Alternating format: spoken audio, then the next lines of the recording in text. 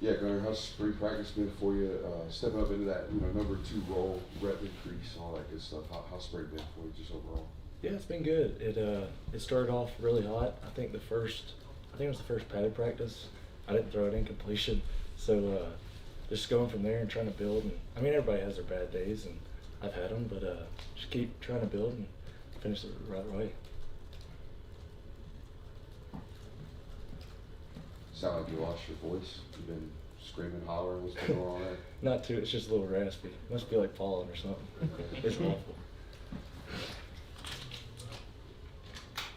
Yeah, Gunner, Carson is obviously a guy who waited a couple years before he stepped into the starting role. Have you spoken with him just about what it's like, I guess why you wouldn't transfer and seek greener pastures elsewhere, what it's like to wait in Athens and eventually take over that role a couple years in? Yeah, I mean, Carson's a perfect example.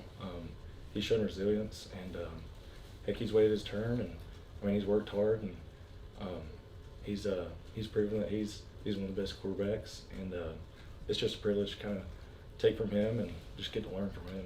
It's pretty awesome. What has he told you about, I guess, why you should stay, why it could benefit you to be here for the long run? Yeah, I mean, heck, at Georgia you're going to win, so that's the biggest part, and you can go to a lot of different places, but there's a lot of things that Georgia has that they can't offer, so that's probably the biggest part. I know when we talked to Coach Smart last week when he was talking about you, he talked about how valuable the Orange Bowl prep and also playing in that game he felt was for you. How valuable did you feel like that experience was and what you were able to do, not only in those practices, but actually in that game? Yeah, it was awesome. Leading up to it, I got a bunch of reps, and just like this spring, I've gotten a couple 1s reps, 2s, and a bunch of 3s, and just because, but I got a bunch of reps, and I think it's valuable, and I try to cherish it and just make the most of it. Talking about those extended reps, just how big of an opportunity do you see Saturday as, and what is it that you want to show? Yeah, heck, I want to show everybody that I can play. That's what I tried to do in the Orange Bowl, and I thought I did. And heck, it's an opportunity to just go play a game. That's the way I look at it. Play with everybody. Yeah, this spring, what have you worked on the most, and where do you think your game has improved the most? Yeah, I've been working on just working in the pocket and trying to develop, and in the meeting room with Coach Bobo. Coach Bobo does a great job of teaching us and the way he explains stuff, and it's really helpful in trying to develop in that. Okay, so I need to ask you about the Malaki Starks quit football podcast story. He said you almost made him quit football because you used to hit him so hard as a safety. You and Malaki had a rivalry, and what about your mindset? Do you still, as a quarterback, do you still play with that edge? And what do you remember about Malaki Starks and blowing him up in a couple games?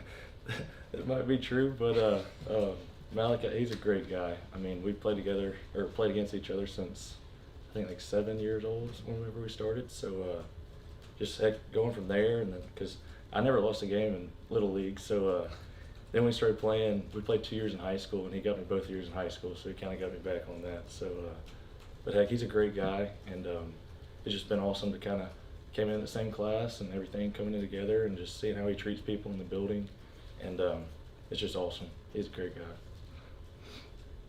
And obviously, Georgia pursued a transfer quarterback, between the end of last season and spring practice, and with only 3 scholarship quarterbacks. How do you take that, knowing that you're trying to show them that you can be a quarterback of the future, and that kind of thing? Yeah, Coach Smart's always said he wants 4 quarterbacks and scholarship quarterbacks on the roster, and I think that's what it probably should be. At the University of Georgia, I mean, as a quarterback, why not? Why not would you want to come here? So, heck, it should be a battle and competition and everything. So it's awesome. Yeah, Gunner, going back and watching you against Florida State, even during your time in high school as an athlete, you play the position of quarterback with a level of physicality. I'm curious, do you ever wish your non-contact jersey was taken off, and do you feel like it kind of doesn't allow you to play the full style that you might, play on Saturday? Yeah, in practice with the big jokers that are out there, I might not be able to survive every day if I was getting hit. But heck, I try to just play ball and just do do the best I can do. So. Yeah, Gunner. Obviously, you had a chance to throw with a bunch of your teammates at the pro day most recently. How was that experience for you, getting to throw with the guys like Ladd and Marcus and Kendall and Dejan one last time, and helping those guys out when they've got the plans for the next level? Yeah, it was pretty awesome. Like, it wasn't really. I didn't think it was like, about me. It was about them and just trying to give them the best ball possible, and so they can showcase their talents. And it was just pretty cool to be able to do that for them. So it was awesome. You talk about the big jokers that you're going up against in practice. Who's kind of stood out to you with some of the guys that are chasing you down or trying to? Oh, heck, all the D linemen and linebackers. Heck, they can run just about as fast as I can. So it's pretty awesome. But heck, they're great guys, and it's pretty awesome. Charlie Woerner, also from Raven County, now with Falcons, just played in the Super Bowl. Just how cool was that for your hometown? Yeah, that's awesome. My dad, he was the defense coordinator at the high school, and he coached Charlie all through his high school, and I got to be a ball boy on the sidelines and growing up and seeing Charlie run, and it was just pretty awesome to be able to watch that. So he was always a guy I looked up to, and still do. So that was pretty awesome. When you look at your time here, can you put your finger on a point where you felt like it started to click, where you could recognize the defenses you were seeing? Is there a point that sort of stands out to you when you think about your time here? Yeah, heck, when you first got here, I didn't know what I didn't know.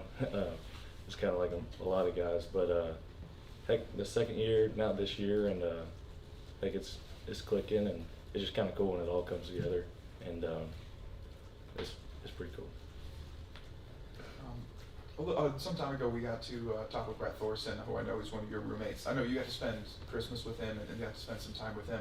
What has it been like to spend a lot of time with him, not as only as your roommate, but someone that you welcomed into your house? And how often has your dad kind of bothered him about his old glory at Georgia days?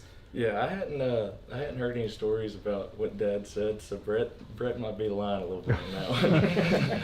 No, but he's an awesome guy, and he's a great roommate, and heck, I got to meet his family when they came over for I think 2 months or so, or a month they stayed. But they're an awesome family. They're dairy farmers in Australia, and he comes from a great family, and he's a great guy.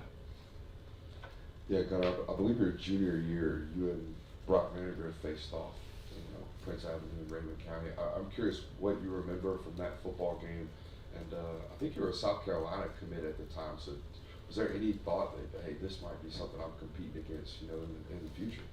Yeah, I remember it was a great game. It was at home in Raven, and it was just cool because it was like ESPN. It was the ESPN game, and the stadium was packed, and it was a great atmosphere.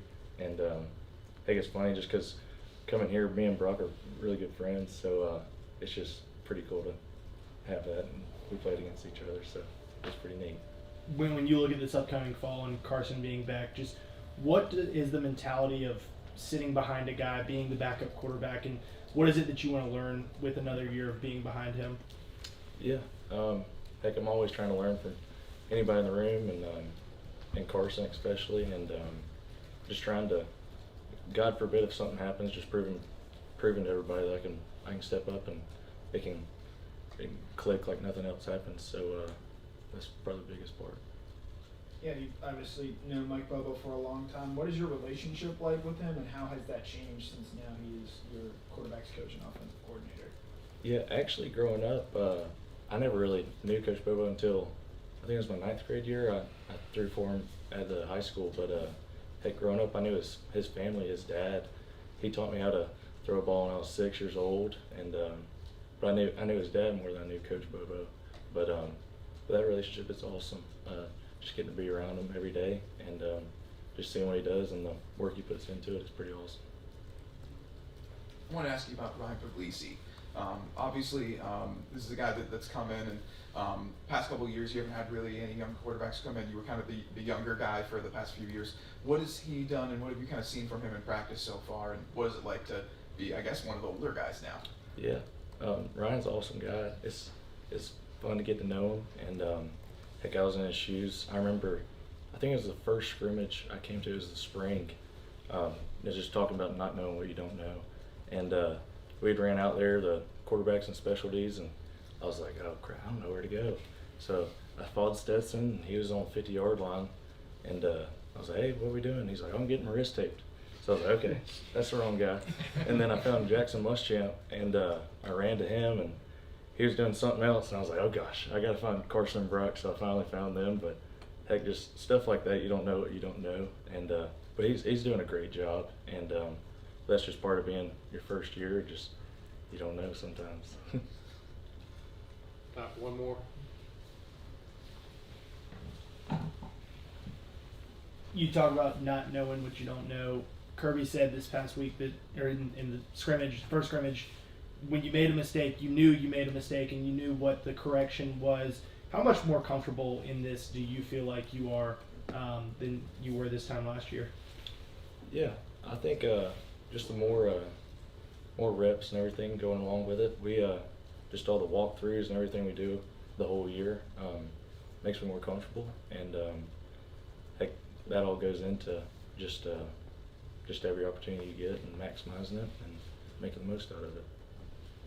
Thank you, Gunner. Thanks, Gunner. Thank you.